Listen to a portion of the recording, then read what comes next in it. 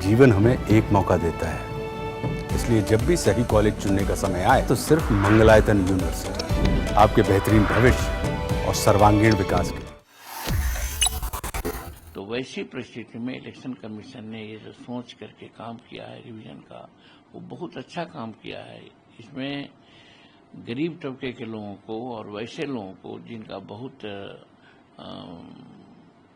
प्रभावशाली वे लोग नहीं हैं, उनको निश्चित रूप में मतदाता सूची का जो अभी रिवीजन हो रहा है उससे इलेक्टोरली फायदा होगा। उनको वास्तविक वोट मिलेगा, वो चुनाव में सक्रिय होकर के अपना योगदान भी दे सकते हैं। अभी जो बोगस मतदाता होते हैं, फर्जी मतदाता होते हैं, एक सर्टेन लोगों के लिए काम करते हैं, राष्ट्र के स्तर पर भी, राज्य के लिए भी, वो स्थानीय राजनीति और भारतीय राजनीति के लिए उचित नहीं है।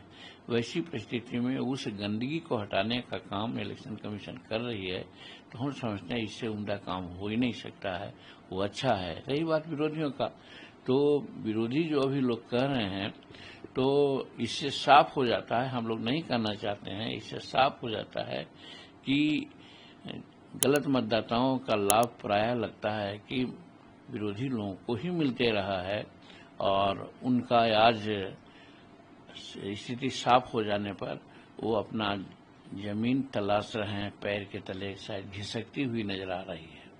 तो आपको लगता है सर उनकी जमीन घिसकती नजर आ रही है इलेक्शन कमीशन के इस एक्शन से, लेकिन वो लगातार ये कह रहे हैं कि इतने कम ड्यूरेशन में पहले क्यों नहीं किया गया, पहले ये सारे वेरिफिकेशन क्यों नहीं किए गए। उसके बाद एक सवाल ये भी उठाया गया कि बाहर से जब इलीगल लोग आ रहे थे तो होम मिनिस्टर ने क्यों इस पर संज्ञान नहीं लिया।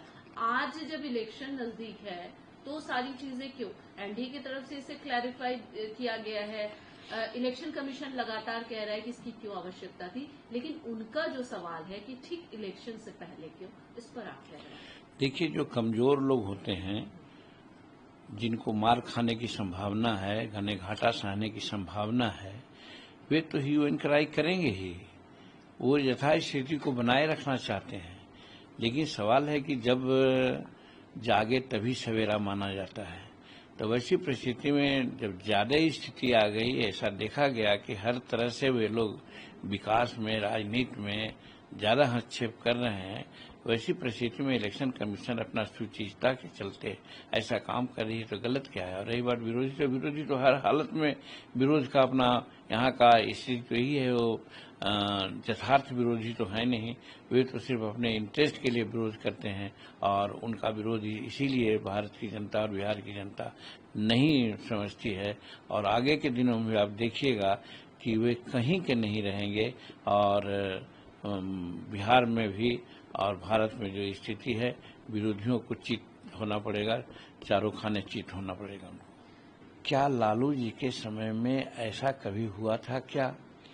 लालू जी और इनमें फर्क यही है कि लालू जी में जो क्रिमिनल थे वो एक अन्य मार्ग के राही थे, वो एक अन्य मार्ग में आते थे, बुलाया जाता था उनको, और विक्टिम पक्ष और जो क्रिमिनल्स थे उनमें समझौता कराया जाता था, और कुछ ले देकर के मामला को रफा दफा किया जाता था।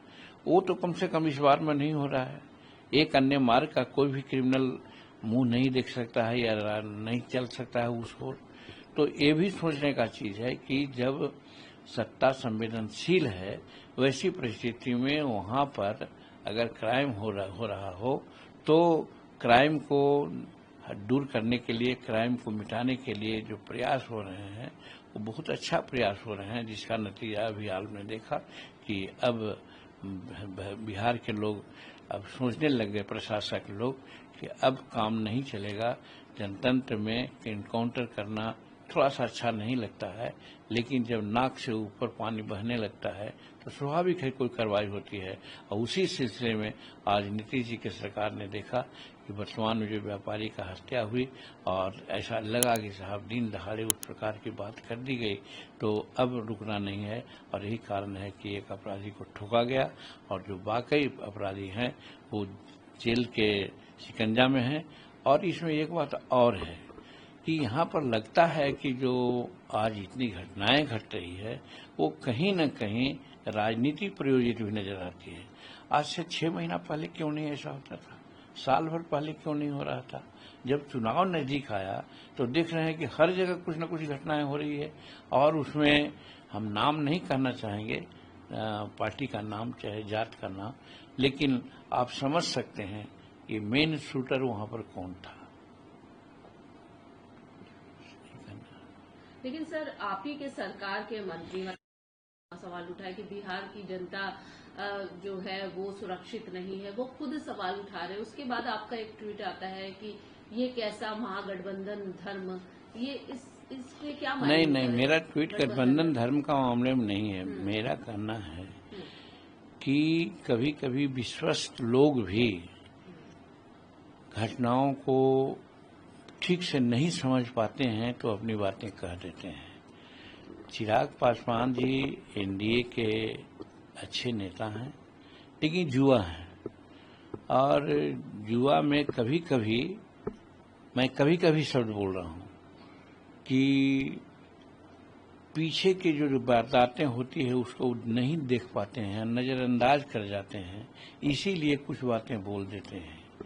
जैसे आज ही मैंने एक ट्वीट करने का काम किया कि अभिमन्यु को योद्धा बताया गया था और कहा गया था कि वो निश्चित रूप में जो चक्रव्यूह रचा गया था उसको तोड़ देंगे। ठीक है, अपने उन्माद के चलते, अपने सारे शक्तियों के चलते वो आगे बढ़े, लेकिन नतीजा आगे क्या हुआ? क्योंकि उनमें कुछ कमी थी, वो नहीं समझ पाए कि हमें कमी है, हमको एक अवैध ऐसा नहीं उतारना चाहिए। तो उसी प्रकार से जिनका नाम आप ले रहे हैं उनमें कहीं न कहीं कोई कमी है, और कोई भी बात बोलने के लिए भूत भविष्य वर्तमान तीनों को देखना चाहिए और तीनों को कंपैरिजन कर करके रिजल्ट निकाल करके बोलना चाहिए।